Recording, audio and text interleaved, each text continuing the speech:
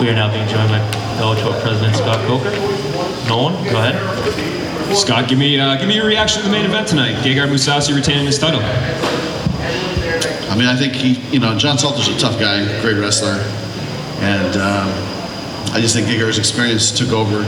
I think conditioning took over at a certain point, and he did what he had to do. I think that he's been out for a while with some inactivity, which is something that I think we're going to pick up the speed for his next fight, try to get him in here right away. Hopefully in the next few months, not a few months, but several months. But I look forward to getting him back in the cage as soon as possible, as soon as Austin's ready. And I was going to say that matchmaking is evident. Usually you say, oh, we got to go back and talk to the team and spend the next couple of days discussing options. But you guys had your mind set. What is it about Austin? How did he earn this title shot, so to speak? I mean, look at his performances here. I think he's earned the right to be in that shot, to get the title shot. So let's see how it goes. I mean, hopefully he's going to be okay towards the end of the year, beginning of next year. But we're ready to put that fight together when he's ready. This card only had 8 fights, but I feel like it pretty much delivered from top to bottom. Was there anything else that stood out to you on this card tonight? I mean, Stotts. Wow. I mean, wow. That kid is amazing. So he fought a tough Magomedov, and to me, I think he clearly won. So I know sooner or later people are going to start talking about or whispering about the 35-pound tournament. I think it's more and more likely that we're going to head in that direction, and we got some great 135s, and maybe next year that'll be the division. But man, when you see performances like that from Stotts, I was really impressed. The co-main event, your former champion Andrei Koreshkov's back in the mix finally. You have a lot of Russian fighters that are asking to be on that card in Moscow. Are you gonna be able to fulfill all those requests? The answer is no, because there's too many. We have too many great Russian fighters, honestly, but we'll do our best to accommodate as many as we can. And it's really important to them, and I feel that when I talk to them and the managers, and sat down with Alexei this weekend, and sat down with Shlemenko, who wants to fight there as well, because he's a legend in the Bellator ranks, and he's been here a long time.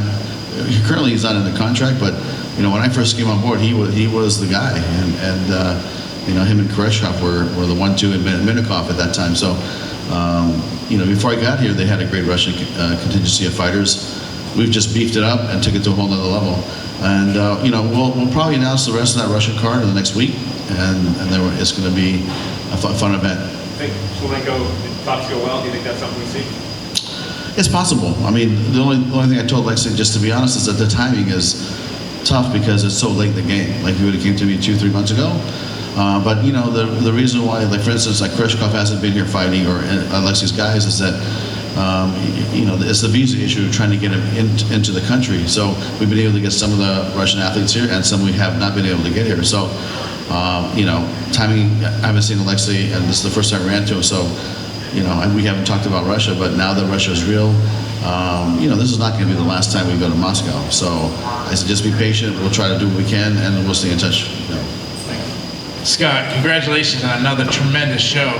Talk about the crowd for a second. We've been here with Mohegan Sun. I think it's like 20 in a row. Yeah. I've never heard Mohegan Sun louder from the very first prelim all the way to the main event. Talk about the crowd for a second. It felt great, and remind me of LA a couple weeks ago. I mean, to have people in the building, it just feels great. And I was telling somebody earlier, I said, you forget how important the fans are until they're there.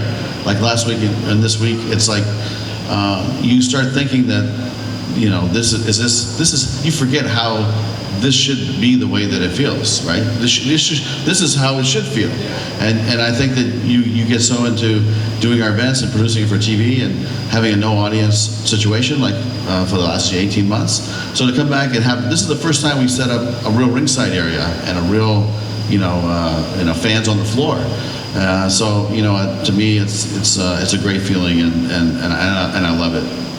Yeah, I agree. It totally added to the night.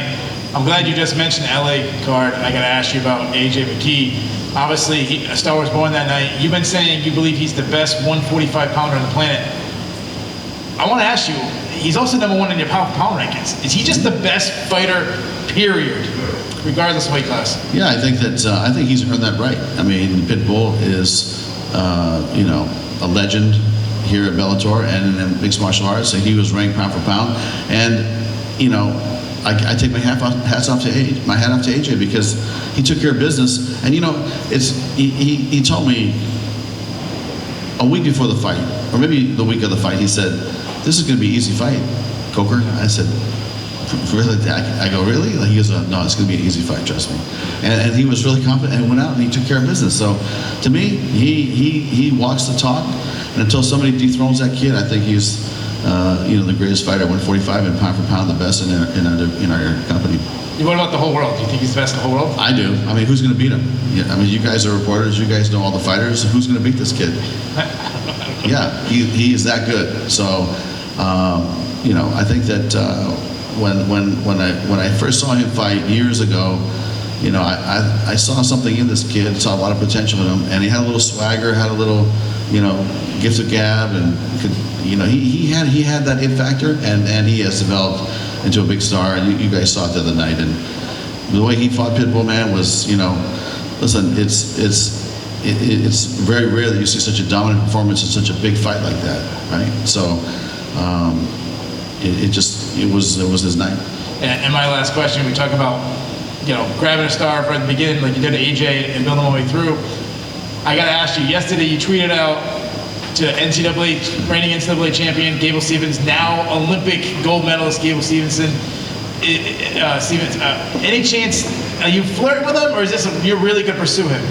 Well, I can tell you this, that we've already been in touch with his management. I do know that he has a couple years left of school, wants to go back and wrestle. So there's dialogue going on. But I think he really wants to wrestle right now. But if he wants to come to MMA, we'd love to have him here. I think nobody builds athletes from, like, say, the wrestling or build them from ground up the way that we do. I think we're the best at it, and I think it would be a great home for him. There was a lot of disappointment that we didn't get the Legends versus Legends fight with Fedor, but, JDS, Overeem are still available. Is there still a possibility they could come to Bellator, or is that unlikely at this point? I mean, you know what, to me, we have so many fighters under contract. If there's a necessity for it, like if Fedor would have said, "Oh, I want to fight this guy," or that guy, then we would have probably put it together.